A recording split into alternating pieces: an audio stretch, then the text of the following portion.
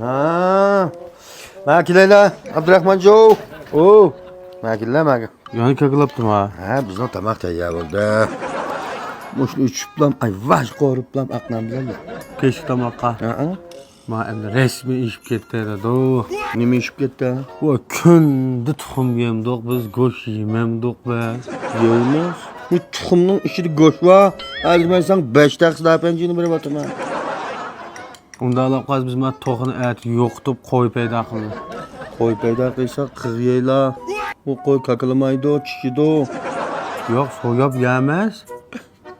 Qo'y vaqqa odamning hammasi kunda qo'y so'yib yemdi-ku. Unda qilmasaqmi bir go'sht yeyle bu edigandimi ikki tuxumni qorib, am kash. Tushdimi ikki tuxumni qorib, jusevlar kash ba qo'qaqchi ketdi. Bizga yeb turib aytdim ishlab maq go'sht yeylar, go'sht bekdeb ketdim mana. Ma'nimi qorayman. Ha, qoraymiz. Ey dado. Ha, voy. Ma yog' yo'q-ku, yog'. Ha? Suv yo'q-yo'qkan bo'l, bozor chiqib yeylamda. Ya to'xta, men tushib eska. Ya mana. Ne dedi dado ya? U yog'ma meni yotoq qo'yam deydi.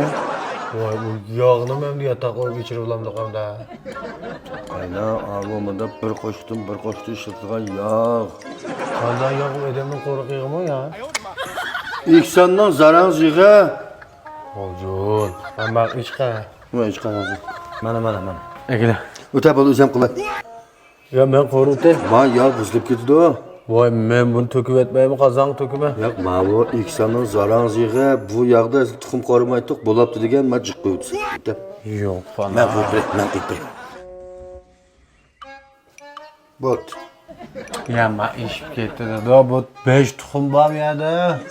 Bo'ldi shog'lam pishdi bu. Ya bu pishmaydi, bu pishqo'shqaqda yo'q qo'yapishga.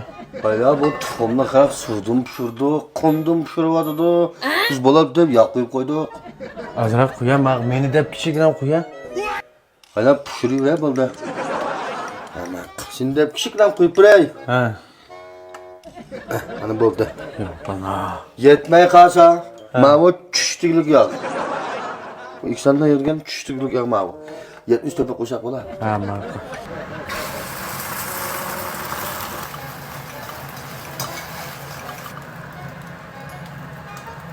Mana. Qo'shdi. Kechki tamoq degan shu. Böyle ama to'g'ri kungum tayamli kaklagan bo'lib ketdi ya. Bu to'xtamli kaklamazdi, teksaga yog' kunga tayamli bo'lib ketdi. Oldu. Yağına başlayınca ta'siri bormi tamoqqa? Ta'siri bor deyman, bu iksandan zarangiz yig'di demazsan o'xshaydi.